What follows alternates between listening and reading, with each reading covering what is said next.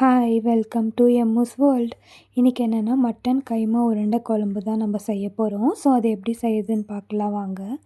So first 2 cup ஒடிச்சக்கல்லை நம்ம மிக்சியில் போட்டு நல்லா நைஸாக பொடி பண்ணி எடுத்துக்க போகிறோம். ஸோ நல்லா இப்போ சாஃப்டாக அரைச்சிக்கோங்க, அப்போ தான் நல்லாயிருக்கும்.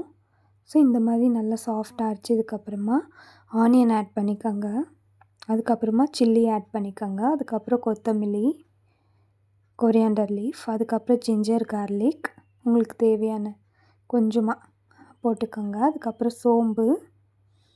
ஸோ இப்போ இது எல்லாமே நம்ம மிக்சியில் போட்டு நல்லா பேஸ்ட்டாக அரைச்சி எடுத்துக்கலாம். ஸோ பேஸ்ட்டாக அரைச்சி எடுத்ததுக்கப்புறமா இது கூடவே 1/2 kg மட்டனையும் நம்ம ஆட் பண்ண போகிறோம். அப்புறம் சால்ட்டு நம்மளுக்கு தேவையான அளவுக்கு. ஸோ இப்போ இது எல்லாமே போட்டதுக்கப்புறம் இப்போ நல்லா நம்ம மிக்ஸ் பண்ணி விட போகிறோம். ஸோ நல்லா இப்போ மிக்ஸ் பண்ணதுக்கப்புறமா ஒரு 5 மினிட்ஸ்க்கு அப்புறமா நம்ம நல்லா சின்ன சின்ன உருண்டையாக இதை பிடிச்சி வச்சுக்கணும். ஸோ உங்களுக்கு எந்த அளவுக்கு எந்த சைஸ் வருமோ அந்த சைஸில் நீங்கள் கொஞ்சம் நல்லா கெட்டியாக பிடிச்சிக்கோங்க டைட்டாக, அப்போ தான் ஒடியாமல் நல்லா வரும். ஸோ அதுக்கப்புறம் நம்ம ஒரு இட்லி பாத்திரத்தில் கொஞ்சம் லைட்டாக சூடு பண்ணிவிட்டு இப்போ ஒவ்வொரு மட்டன் உருண்டையாக நம்ம அடுக்கி வைக்க போகிறோம். ஸோ அடுத்து நம்ம ஆனியன், பச்சை மிளகா, சில்லி இது எல்லாமே ஆட் பண்ண போகிறோம், கொத்தமல்லி, கொரியாண்டர் லீஃப். ஸோ நெக்ஸ்ட்டு பட்டை, லவங்கு, அதுக்கப்புறமா கொஞ்சமாக பெப்பர் ஆட் பண்ண போகிறோம்.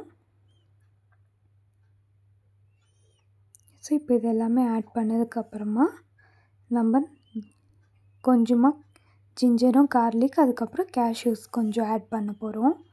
அதுக்கப்புறம் நெக்ஸ்ட்டு கசகசா, சோம்பு. இது நம்ம குழம்பு வைக்கிறதுக்காக ரெடி பண்ணிகிட்ருக்கோம். ஸோ இதையும் நம்ம நல்லா பேஸ்ட்டாக அரைச்சி எடுத்துக்கிறோம். அதுக்கப்புறம் இது கூடவே நம்ம நெக்ஸ்ட்டு இப்போ 2 டொமேட்டோ ஆட் பண்ண போகிறோம். ஸோ இப்போ அந்த 2 டொமேட்டோவுமே நல்லா இது கூட சாஃப்டாக நைஸாக அரைச்சி எடுத்துட்டு அதுக்கப்புறமா இப்போ இது ஒரு பாத்திரத்தில் வச்சுட்டு நெக்ஸ்ட்டு கோகோனட் இப்போ நம்ம இதுலேருந்து தேங்காய் பால் மட்டும் எடுத்துக்க போகிறோம். ஸோ ஒரு இந்த மாதிரி ஸ்டைனர் இருந்துச்சுன்னா அதில் வெடிகட்டி நீங்கள் பால் மட்டும் எடுத்துக்கோங்க. ஸோ உங்களுக்கு குழம்பு நல்லா திக்காக இருக்கும். இப்போ வேக வச்ச அந்த மட்டன் உருண்டையும் ஒரு பிளேட்டில் எடுத்து வச்சுட்டு அதுக்கப்புறம் சோம்பு, கருவேப்பிலை, புதினா, ஆனியன் இது எல்லாமே போட்டு நம்ம நல்லா வதக்க போகிறோம். ஸோ நல்லா ஆயிலில் வதங்கி கொஞ்சம் கலர் லைட்டாக ப்ரௌனிஷ் ஆனதுக்கப்புறமா நம்ம அரைச்சி வச்ச அந்த மசாலாவில் நம்ம இப்போ ஆட் பண்ண போகிறோம் இது கூடவே. அதுக்கப்புறமா நம்ம மட்டன் மசாலா ஆட் பண்ண போகிறோம். ஸோ மட்டன் மசாலா ஆட் பண்ணதுக்கப்புறமா சால்ட்டு தேவையான அளவுக்கு நம்ம போட்டுக்கலாம்.